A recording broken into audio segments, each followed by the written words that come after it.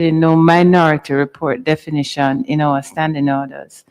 And I do believe that in the past, there has been there have been situations where committees have issued the report of the committee and there has been a minority report separately issued. We were incorrect. And Chairman, my intervention is really along those lines because we are beginning to say things like what has been done in practice. And I've heard it used by members on both sides about practice. But if there is a specific provision as to how something is to be done, we cannot just develop a practice and ignore that provision. In fact, that practice is not a practice when there is a provision specifically stating how something should be done. Practices are permitted to develop and given some force of law when there is nothing else that prescribes it. But we have a prescription here for how a dissenting statement can be appended to a report, and that is the position, But unless we wish to change it. Sorry, Senator Golden. Notice, you're talking about a dissenting statement. This is not, 4A is not talking about a dissenting statement.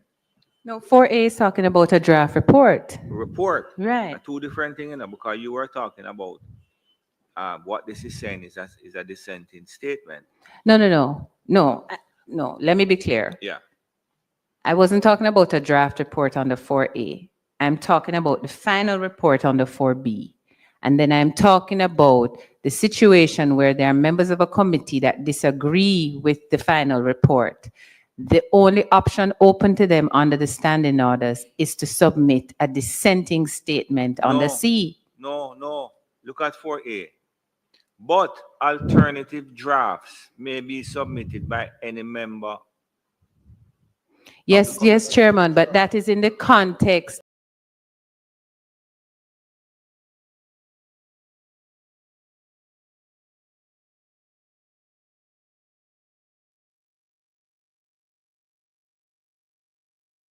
member.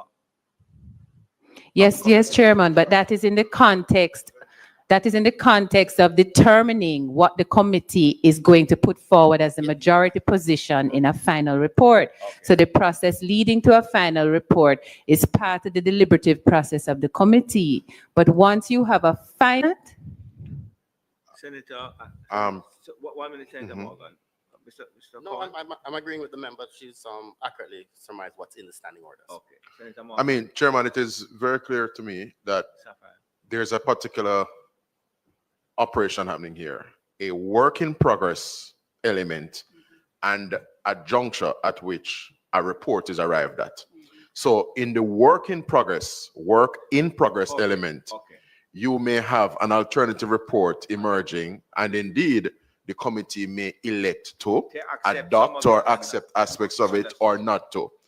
And when we dispense with work in progress and we get to a final report, a different story, because to the extent that persons are of a dissenting view and whatnot, there's a regime here that speaks to how that dissent is to be duly registered and treated with. And that is essentially what we have loosely referred to as a minority report. Understood. Senator. Thank you, Chair. And I'll thank Senator Morgan. I was going to basically go along that lines because practically speaking, I remember when we were reviewing the Child Care and Protection Acts and so forth in that joint select around the issue of the age of consent.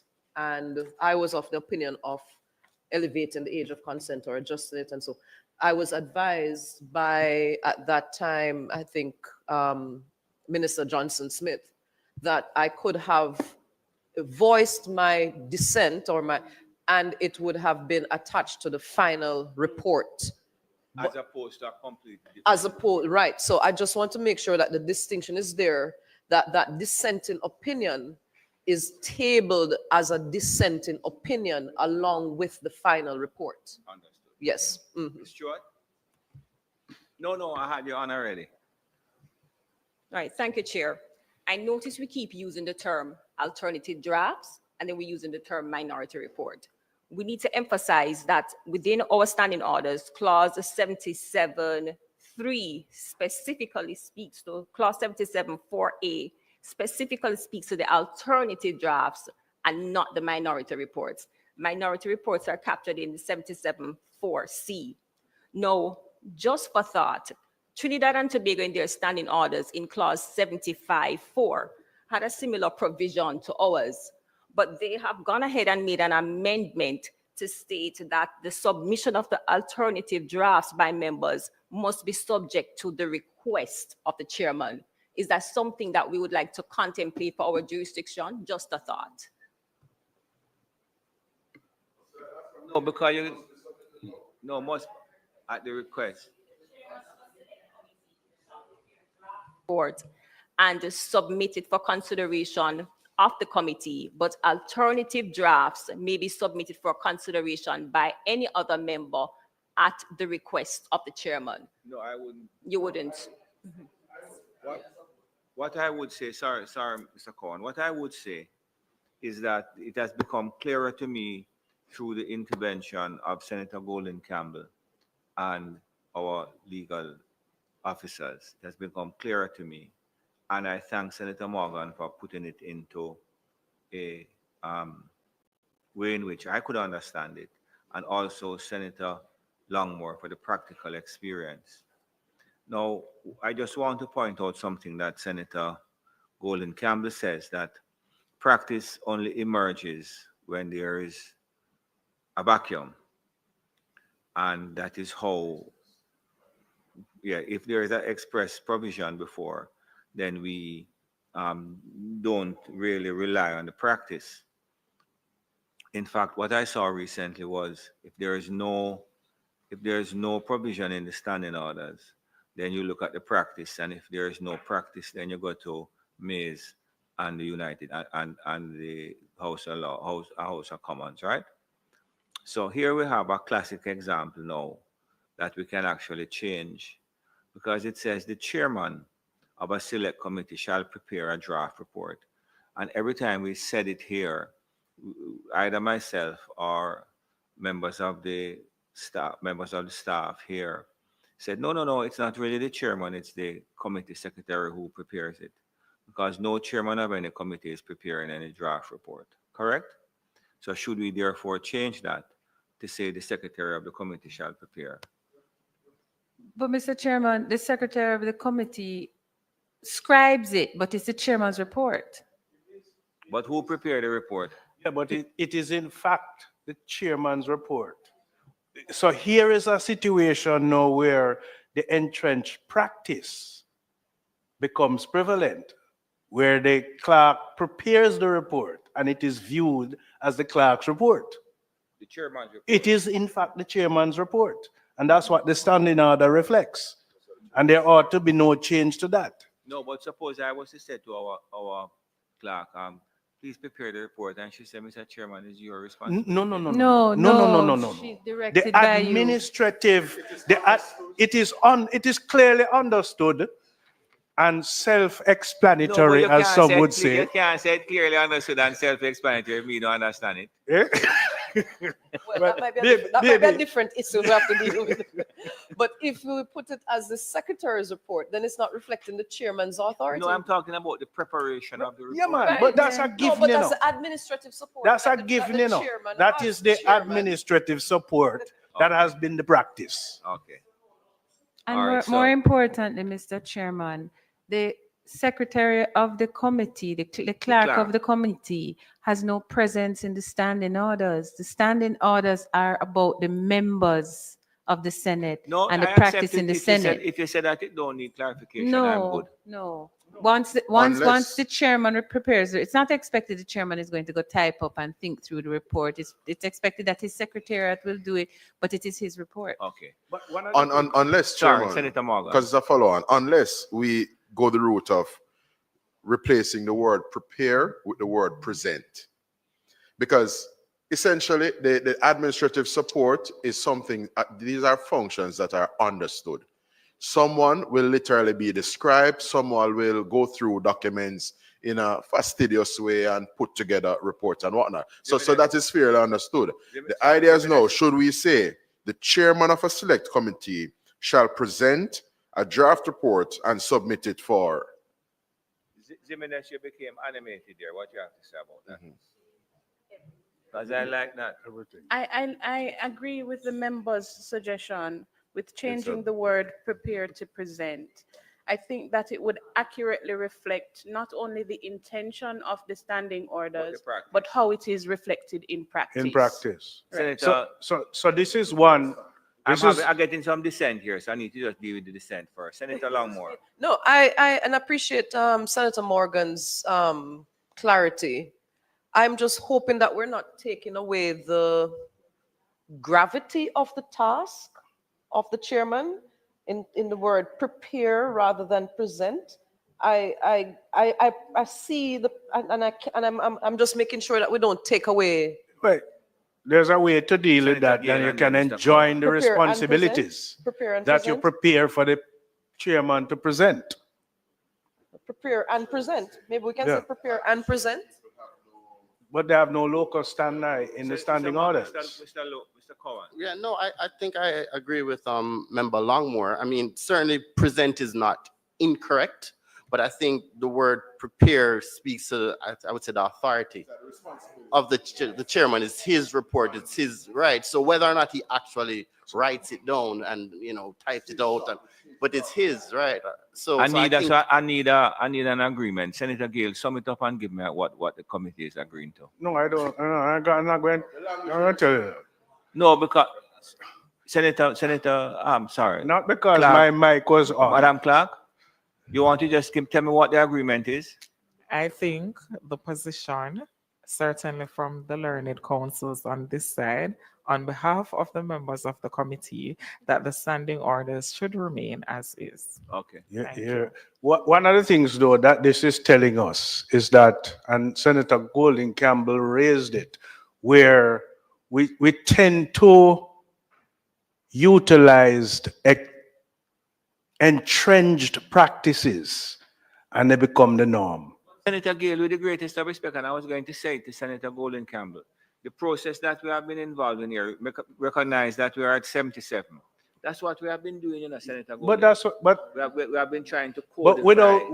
without you roadblocking me, that's what I was going to say. And that's say it again, I then, was let me- going to further say Say it that then. as a standing committee, we have to look out for these practices that have become entrenched and determine whether they should be formed part of the procedures. Senator Golden Campbell, I reluctantly give you permission to speak. Chairman, I'm going to talk about 3 examples. And this question of minority report is one. There was some discussion some time back about the manner in which questions should be raised on the Senate floor and the requirement through the standing orders for how they should be presented. The arguments at that time by my colleagues opposition, who I'm sorry they're not here, was that there was a practice, but you cannot rely on a practice if you have a prescription in your law. And our law I'm speaking about is our standing orders. And so at the time, I must admit I did not speak up on the issue. I don't think there was any provision for me to be able to contribute to the issue at the time. We were on the Senate floor. But the concept of courtesy to the other side cannot be done the way we do it. So if we are going to allow a member on either side to take a position to do something that is prescribed in the standing order, and the leader of government business is going to permit that as a matter of courtesy, we must suspend the standing orders and give the courtesy through a suspension of the standing orders. We cannot simply just, in the spirit of camaraderie, permit something that is prescribed. So in relation to the matter of minority reports, in relation to the manner in which questions and answers are done. And I would dare say, Chairman, not for this House, but certainly too in the manner in which reports are tabled in the House. Senator Moore. And I mean, I don't intend to, belabor the point or detain us unduly, but a live example of this very point a while ago came to the fore in our debate on the appropriations bill. We would essentially have the minister piloting the bill, lead off, then we have a speaker from the opposition side, and then we have that kind of reciprocity. And we saw that we got to a juncture in that debate where the members opposite opted to not proffer a speaker when called on.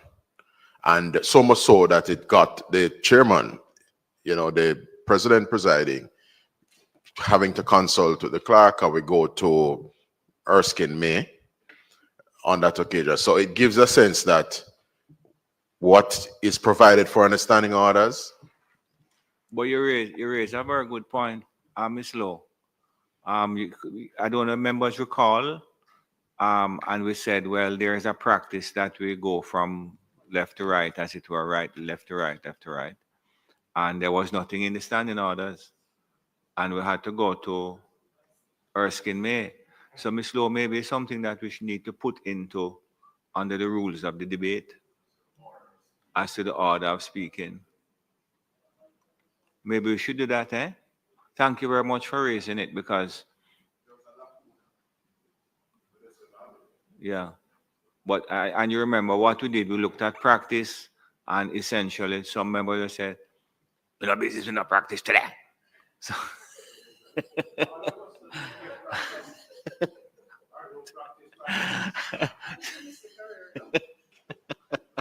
so look at that now, Ms. Lowe. Members, watch here now, we have to finish this thing here now, right? No, I'm not even talking about this meeting, because we done run over time already. With regard to the last point, and just adding to it, Standing Order 85 makes reference to matters not provided for by the standing orders. Perhaps that section or that standing order could be expanded to include sources, parliamentary sources that may assist us in determining. But I think that we have that somewhere already, Anyway, it's there. Okay. We can, when we get there, we look at it. Look here, if we don't adjourn this meeting, I'm going to get into trouble. If the leader is here listening in our office, I am already in trouble. So look, as I said, we have to finish this process, So what I'm going to do, I know that the committee clerk has been in, as we go along in the process of putting the thing together. But one of the things that we always, we're preparing the report so that we can get it. And I ask you to color code it and all of that so we can put it before. I want to just thank the members of the legal team.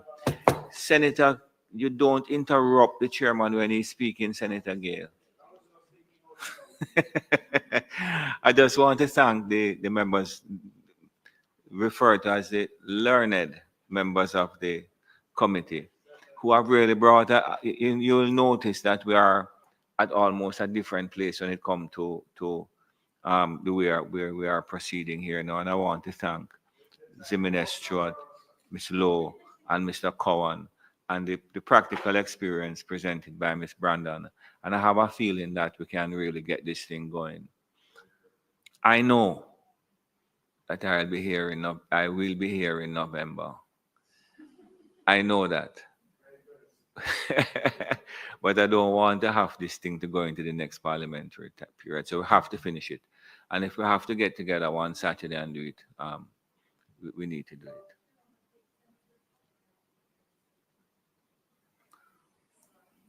Well, Senator, Ms. Lowe. Just quickly, I was about to make that proposal that perhaps we could just do a weekend retreat because we don't have much left to do. And we could prepare ourselves for the retreat as well if a date is set. And we could just finalize because I'm not certain that based on the number of sittings, we no, because we don't normally meet every week. So if there are intervening factors, then we would be able to, pardon? No, I'm just saying in the event, being a lawyer, intervening factors. Miss Lowe, what we can do? Just send out a little round robin to the members. I agree, Senator. Some of the senators have an issue with the Saturday thing or the weekend thing. I know others like perhaps Royalton retreat or some such thing. But that's not finding too much favor here now. So make we identify, for example, even next Friday, if the Parliament, if the Senate is not sitting, we don't meet, man, and make some progress with it. So send it out and make a suggestion. So see the time here now, we're half hour over. This meeting of the Standing Orders Committee of the Senate for Friday, the 25th of April is adjourned for a date to be fixed. Thank you very much for the participation. It's always very interesting and very important for us to go through this. And when the new Senate is appointed, regardless, I was just joking, regardless of whether whoever is here, Ms. Lowe, one suspects that you will be here. We need to set up a briefing for the new members of the Senate to go through the standing orders, because it would be a shame if the institutional understanding that we have gotten here just goes to waste. Moved by Senator Golden Campbell, seconded by Senator Sapphire Longmore.